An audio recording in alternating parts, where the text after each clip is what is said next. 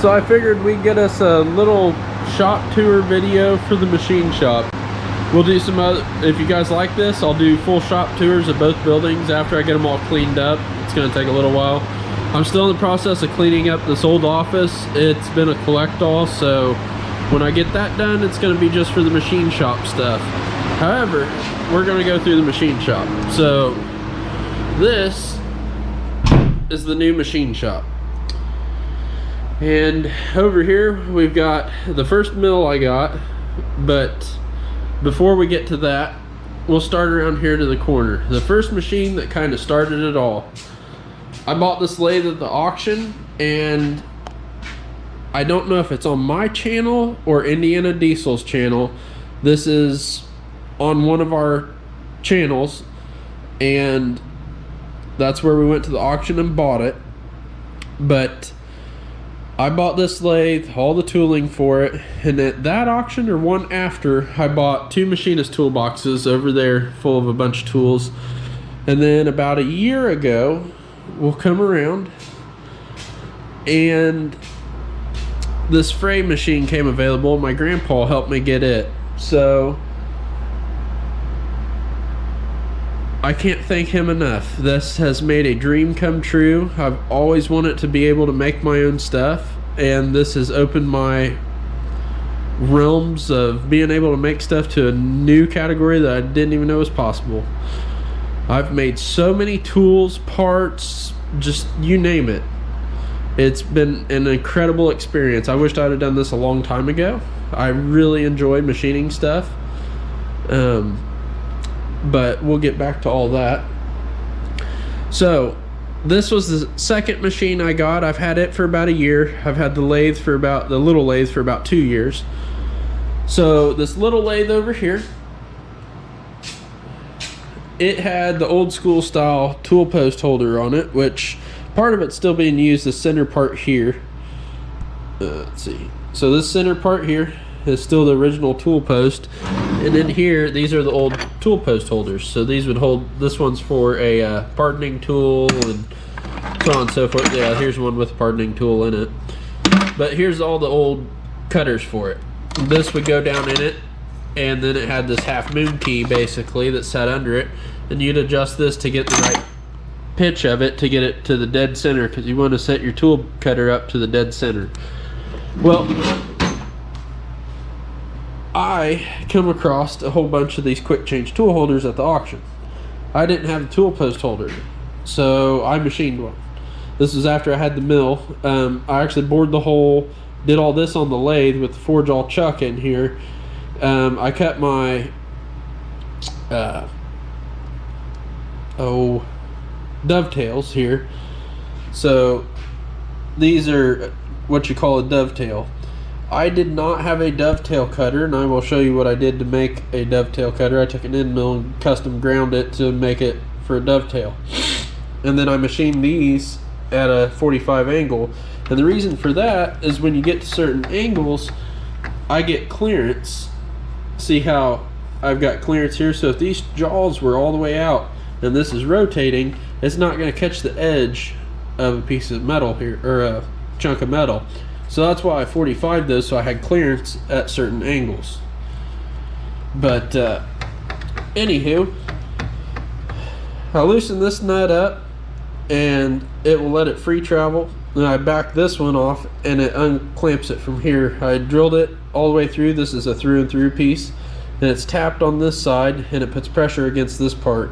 So this works fantastic. It's not as great as one that you go by no means.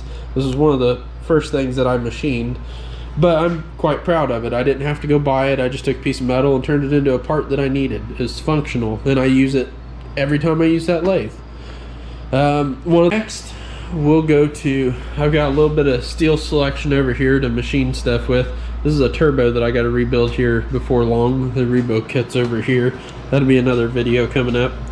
But there's all kinds of tools. These are Woodruff key cutters, a sign bar, clamps for round stock, a cylinder square. What is that, a 2x2 block? I'd have to measure it, but it looks like a 2x2 block.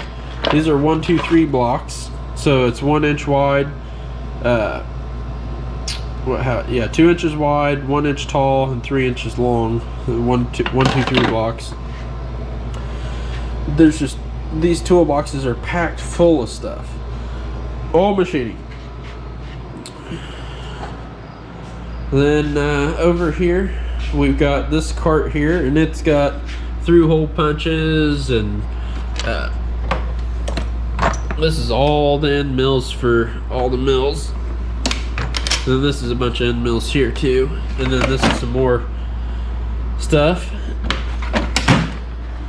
But I've made a lot of stuff on this here mill and a lot of stuff on that little lathe. But over the last few weeks, I've really upgraded. I've been very fortunate and very blessed. I come across being able to finally get a big lathe. Ever since I started machining with the little lathe over there, I've wanted a big lathe like this one. And this big lathe is what they call an engine lathe. And it'll cut standard or metric threads. It's got a lot of different settings and adjustments here. But you can pretty much do anything you want to do with this lathe. And I've got a 3-jaw chuck for it. And I've got a 4-jaw chuck over here underneath the granite plate. So this is a surface plate. This is machined perfectly true to within so many thousandths. This is how you get really tight tolerances in spec. There's also a height gauge I've got sitting on the floor back there. Down there in that little tan box is a grindstone cutter. I'm not going to call it the right thing here, but it's for the surface grinder to cut the grinding wheel to a certain radius if you need to cut a radius or sharpen or grind a radius.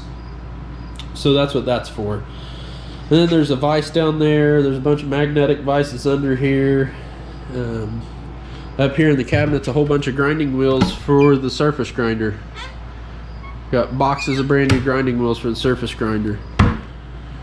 Over here we've got some literature on machining and everything, some jigs that I've made up for past jobs where I had mass production to do on my Piranha iron worker. So these are different jigs that holes had to be in certain spots, and I made these up so I could punch all my holes in the right spot and I didn't have to measure and mark everything. So this is kind of where jigs go. This is actually a spring tool for quick change on buckets. There's springs for the arms that flip down and up for your quick pins and buckets. Well, those springs are really, really stiff. So this is actually a tool that I made to compress those springs so you can switch them in and out. Let's see. This here is a part that I'm making for an upcoming video. You'll get to see what that's all about. But it's kind of a tool, kind of a part. It's pretty neat. We've got the welding bench here, and something I've done here is I made like a hitch system. So get this GoPro to see. Alright, so this is like a receiver system like a pickup truck has. Well, this T-bar locks this in here. Well, if I need to take the vise off and use this as a workbench, all I gotta do is unscrew this and I can slide the vise out, set it underneath the workbench, and I can use it as a workbench and it's out of my way. But I use the vise quite frequently because every time I sharpen the cutters for the lathes or anything like that, I'm using the grinder. So it gets used quite a bit. But in the rare occasions I need to take it off or I need to use the belt sander down there, I can take the belt sander out. I haven't made the plate for it yet because I haven't really needed it. But when time comes, I'll make a plate just like this and a receiver deal, and it'll slide in and out. Got the big vise, big pipe wrench, the big one. Well, so this has got the sockets for the Piranha on it, but I've also welded a 1-inch end on it, so it's like a giant breaker bar for 1 inch.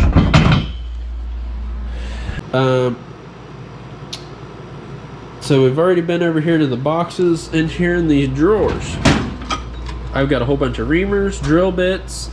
The extra drill bits that I had, I went through and I put them in Ziploc baggies and marked them.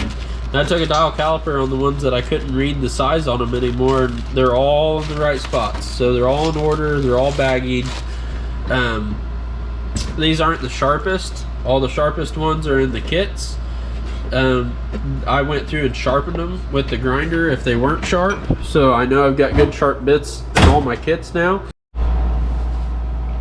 So the two axes that run this way and this way, the X and Y axis, are ran by a computer here. You manually run this, but you can lay perfect bolt pattern layouts. It'll cut a sphere, or not a sphere, but a circle. It'll cut pretty much anything you can think of, you can draw up on the computer. You just have to run this part manually, which isn't a big deal. This one over here is set up the exact same way. It's just got a lot bigger travel on it. It's a lot bigger machine. And then that little one over there, the one that I've had for a while, is all manual. So you have to read all the dials. It doesn't have a digital readout like these do. So you have to read all the dials. And it's a real pain. See all the backlash in this one? That's what you call backlash. So you can't really go backwards and be accurate. It's a real nightmare. I'm glad I learned how to work with one of these machines, because it really makes you appreciate the fancy stuff. Then the surface grinder over here. The surface grinder I've actually used quite a bit here lately. It's a very fantastic machine. It will get you within 1/100th of a thousandth of an inch if you're very careful with it. I mean, you can just be so precise with it. It is incredible. I've used it quite a bit here lately, actually. But that's just a kind of a rundown of the machine shop here. Let's see. Oh, we got a full set of micrometers over here too. They go all the way up to 6 inches. So these dial calipers work really well for most things, but if you need to get real precise with something, that's when you bust out your micrometers. And they go all the way up to 6 inches here. So here's the full clamp down kit for the mills. I actually bought this for the small fray mill that I have, and it took 3 months to get here from Amazon. Well, the T-blocks ended up being the wrong size for that mill, and I thought I was gonna have to machine them down to make them fit, which wouldn't have been a big deal, but I never messed with it. Well, then I bought the other two machines, and it's the perfect size for them, so I'm not even worried about it. If I need to clamp something down to the bed, it'll just go on one of those two. So it worked out in the long run. If I need to sharpen one, I'll just chuck it or grab it and grind it and sharpen it. I can sharpen them with a grinder pretty easy. These are a set of T-bore gauges. And then down here I've got a full set of broaches. This kit down here is a set of broaches. These are just Allen wrenches. These are miniature jack stands, 2 sets of them. They go on the bed plates, so if I need to set a cylinder head and hold it at an exact spot so I can mill the face of it, I can set them on that. I've got a clamp down kit for clamping stuff down. These are cutters for the lathe. This is a it's got a diamond deal on the tip of it. This is how you resurface the surface grinder back to a flat point. This is a perfect right angle gauge for this surface plate. These are a set of gauge blocks. This is a boring bar. This is a case that one of the magnetic bases, actually that one right there, came in. So another tool that I've got here is a little bandsaw and a tubing bender back here. I got some spots in the floor that have drive anchors that are in the floor where I can take bolts and bolt it in. They're like nuts that are in the concrete. So if I don't need it, I can unbolt it and just keep it back there in the corner. No more than I ever use it. That's where it lives. But when I do need it, I can bring it out, bolt it down, and use it. This is my TIG welder. There's all the extra TIG goodies.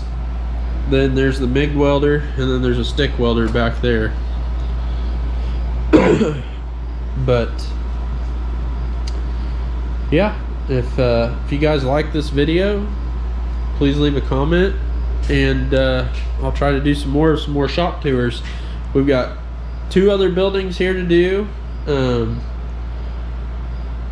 Like I said, it'll be after I get them cleaned up. I've got a ton of machines in the other building right now. part of one of the videos, or it might be a video on its own, is making the drawbars for all these. So how this collet is held in here, it's an R8 collet. It's got what's called a drawbar right here, and I actually made that one. This is what the drawbar looks like. Here's the material down here on the floor to make them out of, but there's only one out of all the machines that I bought, so I've had to make them. And I've got to put a belt in this machine. It's got some issues with the belt here, but